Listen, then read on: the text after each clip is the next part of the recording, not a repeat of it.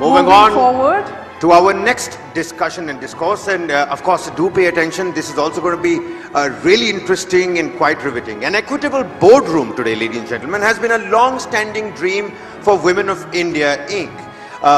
Now, India was the pioneer developing nation to implement quotas for the female board representation back in 2013, with a mandatory at least one woman independent director at top 1,000 listed entities. The concerted attempts bore fruit. And today at least 1 out of 5 people holding a position on boards is a woman.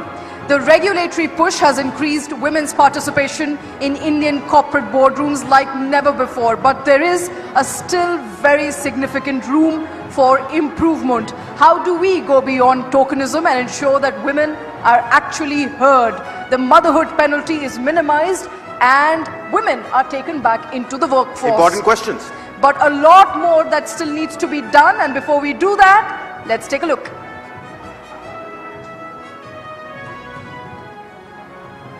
Well, ladies and gentlemen, this is in fact an important discussion that is going to take place. All those important questions that Shweta just right now put forth for everybody. We have an important person that's going to be leading this next session as well, isn't it, Shweta? Absolutely, and I'm sure you must have heard of all of these names, and some of these names are prominent faces, people who've been spearheading women as entrepreneurs, as leading activists, as lawyers, you name it. We have a power-packed panel coming up. Well, absolutely. Ladies and gentlemen, to discuss the pressing issues faced by women in the boardroom, let's first and foremost welcome. And let's welcome none other than the co-founder, CEO of Shiva Cosmetics, Vineeta Singh. Thank you so much, ma'am. Please come up on stage. And to host this session will be joining us Srinath Sridharan. He's a policy researcher and developer. He's right there. Mr. Srinath Sridharan, could you please come up onto the stage? A big round of applause, ladies and gentlemen, for Vineeta Singh and Srinath Sridharan.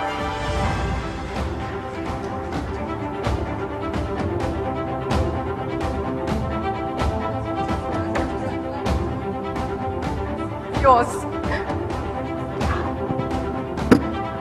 Hi, good afternoon. So Vineeta, so I want to come to you on this question about equitable boards, and it's not about gender lens alone. Equitable doesn't mean gender alone. There's a lot of aspects of equitableness in terms of fairness. Today we see wokeism, ageism, so many things on boards. And what I want to bring you in your own journey as an entrepreneur.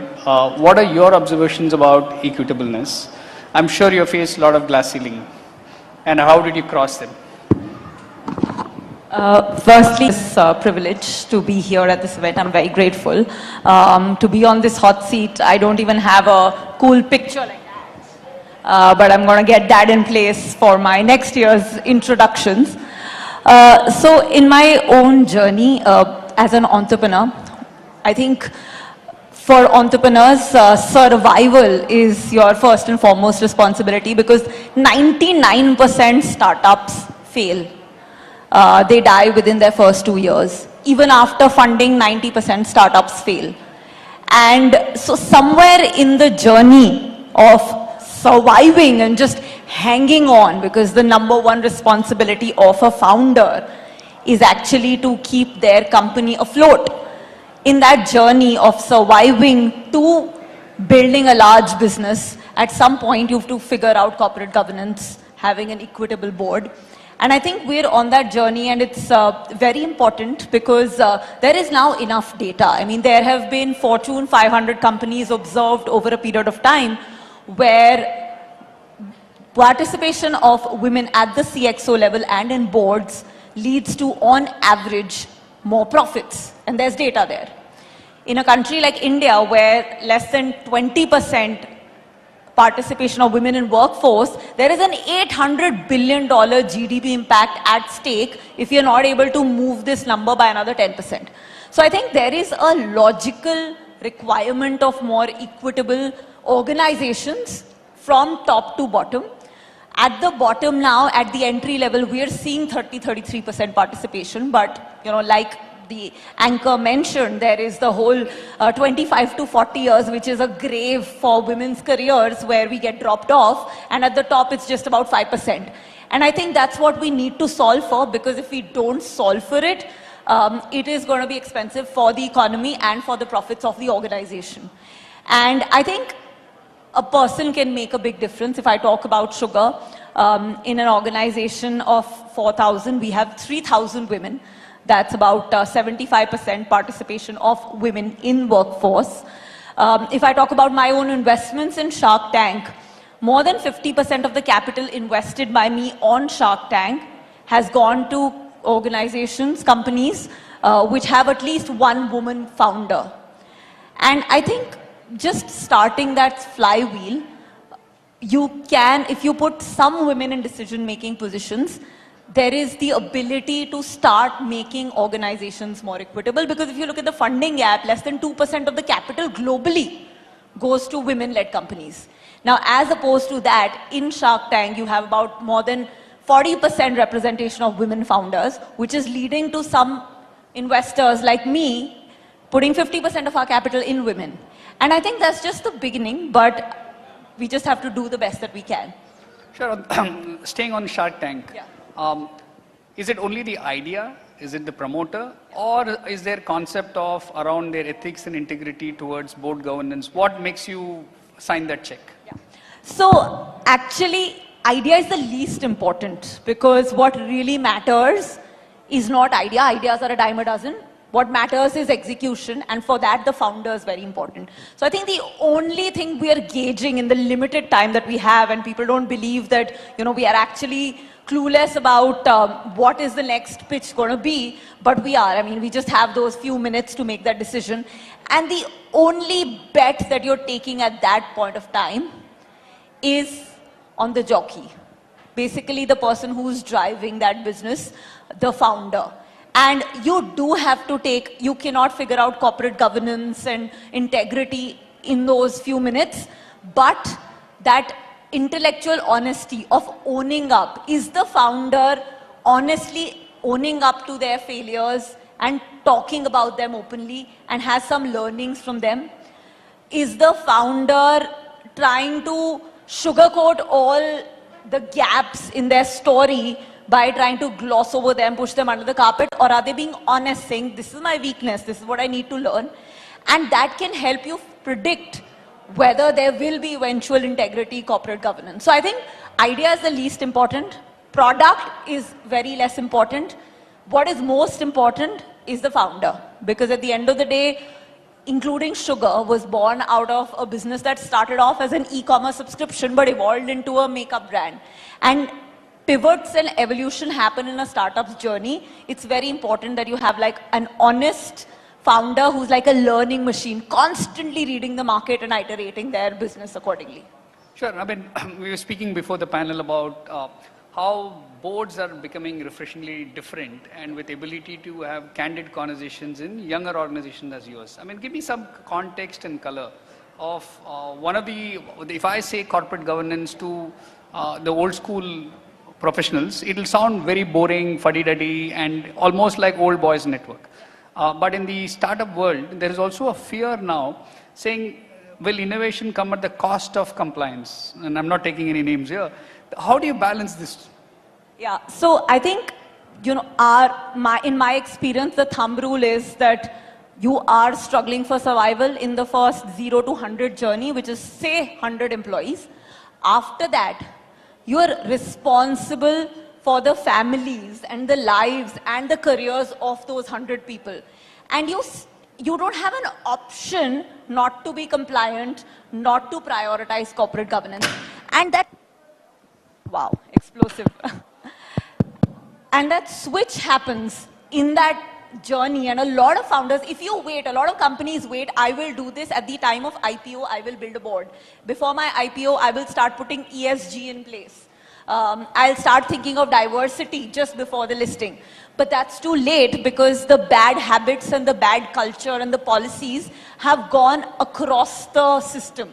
So you need to start at least by the time you have 100 employees, in really building processes and systems around compliance, corporate governance, because there is a responsibility. You know, I started up 15 years back where entrepreneurship was considered to be unemployment. And if you got somebody to come on board, my first employee ever is here with me. You know, when she had to join the organization, she had to really convince her family that this is not the greatest career nosedive of her life, joining a startup. Now, in the last 15 years, we've come from there to it becoming aspirational on Shaadi.com. There are parents looking for people working at startups and looking at entrepreneurs to get their kids married to. That evolution around startups being aspirational has come at a large cost. And that, I think, is a responsibility as an entrepreneur to make sure that we don't go backwards in this reputation that we've now managed to build as a responsible set of organizations. And which is why I think it's super critical that by the time you are 100 employees, you start having those processes in place. And I feel that, you know, there is a lot that founders can do also around diversity, because you're building a culture from scratch, right? So one of the biggest reasons women get left behind from the top layer, the CXO levels, is because organizations don't know how to promote women. And that's because our performance management systems are messed up. You know, if I ask you a question, I'm a runner, right? If I ask you, who's faster, men or women, what are you going to say? It's a question. Who's faster, men or women? How many of you say men? I mean, people are not raising their hands, but they think men, right? How many of you say women? Wow, okay. I'm happy to see all the women standing up for women, because that's another debate we had. Do women stand up for women or not? But the question is that what is the distance? If you're talking about a 100-meter or a 5-kilometer, men are faster. The moment you come close to a marathon, the gap really narrows to under 10%. And then you talk about more than 100 kilometers, women are faster, you know, because there is resilience, there's grit. Mothers are the fastest in ultra marathons, the 200 kilometers and above. So it's all about the context, right? The moment your performance management systems have assertiveness and networking as like the top 2 criteria, women will get left behind. Now, startups have the ability to rethink these performance management criteria and say, what is it that we can do to have women getting treated fairly in this performance review system so that they have a chance to come up to that CXO level, because women do make great leaders, not in the traditional definition of leadership, which was an alpha, which is about, you know, being a genius, authoritative leader, but they bring in the vulnerability, they bring the humility, which Ayushman was talking about. And I think just changing the narrative on how women are reviewed in organizations can actually float up more women and help us get through that glass ceiling as we talk about. So the last question, what will be your message, one message to other entrepreneurs about creating equal boards?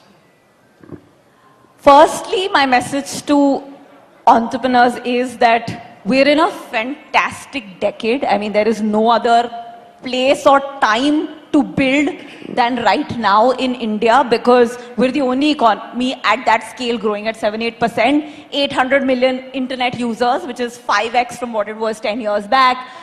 50% of the digital transactions in the world are actually happening in India. So my first message, of course, to men and women building is that this is the right place, right time, right market. So be ambitious and build something awesome, because there's no other time you'll get an opportunity like this. And for equitability, I would just say that there is a direct GDP and net profit correlation between having more diversity, which includes diversity of gender, but also age, background, and other factors. So having diversity is a business decision, not a social decision, and look at it as one. Thank you, Vineeta. Thank you for your candid views. Yeah.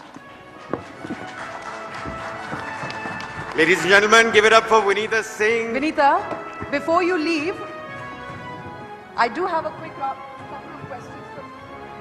I'll give you the mic back. Something very interesting you said, and this was also reiterated by... Vineeta, how about you come this side, please? This was also reiterated by once I heard Priyanka Chopra saying, you do not compete physically, you compete cerebrally. We are not looking for equal competitive, lifting the weight, building biceps. Yeah. We're looking for equal opportunities when it comes to cerebral quotient. Yeah. Today, are you looking at those opportunities emerging, especially from women entrepreneurs? Absolutely looking at a lot of opportunities because there is effort being put in by the government to put more money in the hands of women as entrepreneurs, and the greatest barrier for women entrepreneurs always has been lack of capital across the world. Less than 2% of funding goes to women.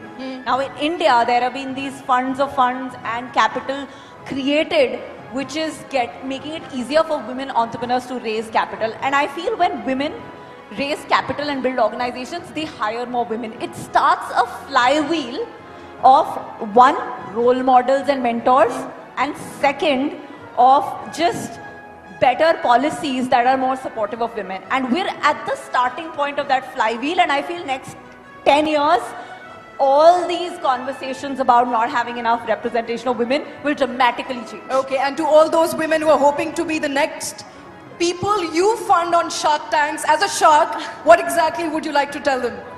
I want to tell women that I know when we are growing up, we get judged for being ambitious. She's so over the top and out there. I think take all that judgment, all that criticism and make it your biggest weapon. Bring your ambition out. Be the most ambitious person that you know, because I think it's time for women to be.